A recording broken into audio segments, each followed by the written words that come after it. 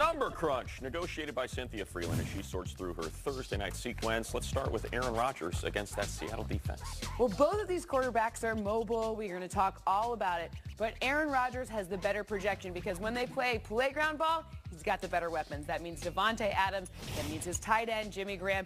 Yes, Randall Cobb is not playing, so make sure you have that factored in. But this one is all about Aaron Rodgers' ability to create outside the pocket. He just has a better upside as they play for their playoff lives. So we finally found that feature back in Green Bay. Aaron Jones ran all over the Dolphins last week for 145 yards on the ground, 2 touchdowns. What do you make of what he can do against Seattle? You think he's going to get 2 touchdowns and 145 yards again? I don't think so. I do think he's going to run. I guess no. Bummer. I got him.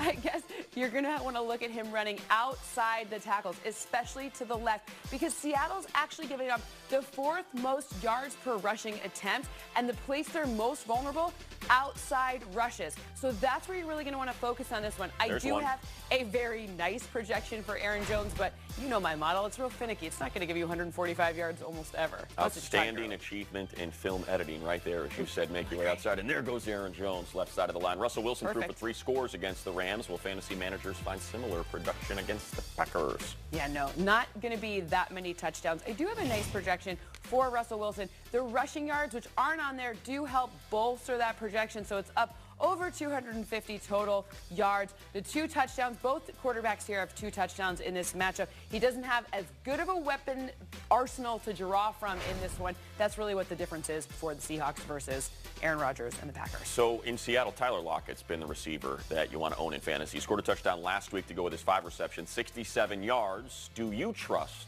Lockett against Green Bay?